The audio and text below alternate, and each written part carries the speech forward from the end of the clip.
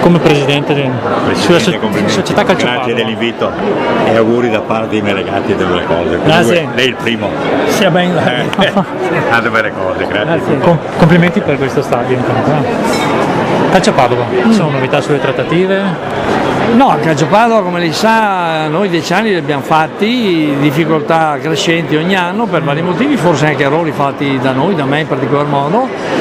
Ora gli impegni aziendali sono sempre più stressanti perché queste cose qua, va bene, ne fai una, non è che ne fai una al giorno, però abbiamo altre più piccole in animo, stiamo cercando di sviluppare un'azienda che è questa che fa lavorare la gente, perché come ha sentito noi pensiamo a questo, vogliamo far lavorare la gente se è possibile, con la speranza che qualcuno lo capisca, ma mi sembra di capire che invece sono un po' lontani. Calcio Padova, io ho piacere di rimanere dentro, se troviamo dei soci che possa rimanere, non è che uno dice quello vende il Calcio Padova, nessuno vuole comprare il calcio, nessuno vuole comprarlo, non esiste società che compri una strada di calcio di B, oppure esiste una società che viene e dice io le prendo il calcio se mi dà 10 milioni così lo porto avanti per un anno, non so se mi spiego, non c'è nessuno che oggi può investire nell'acquistare una società di calcio. Ci sono due cordate di imprenditori, quelli lombardi? No, nessuno, nessuno che voglia spendere soldi per comprare, voglio dire, si tratta di regalare e dare anche soldi perché acquistino, questa è la realtà.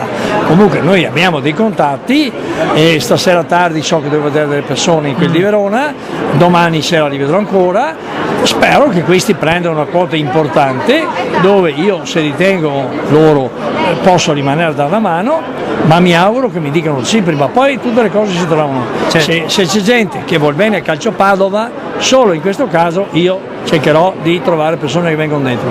Se c'è gente che invece viene a fare furbate come qualcuno nel passato, non vorrei dare in mano una società come questa, buona, con un pubblico che è veramente interessato, è un bel pubblico, a della gente senza scrupoli che del calcio ne fa un macello. Lei parla della cordata di imprenditori lombardi? Non vorrei dare, ho detto come nel passato, qualcuno che ha fatto dei danni superiori a. Adesso o delle persone serie, o delle persone serie che se sono disposte, lo sapremo in questi 2 giorni, io sono contento che vengano dentro, che prendano la maggioranza, per me va ben tutto, pur che vengano per dare una mano al Calcio Padova, non il sottoscritto, che sia chiaro. La proposta di Colli è ancora in gioco? La proposta degli imprenditori? Colli è ancora in gioco. Colli è ancora in gioco e anche gli imprenditori lombardi? E anche degli altri, sì.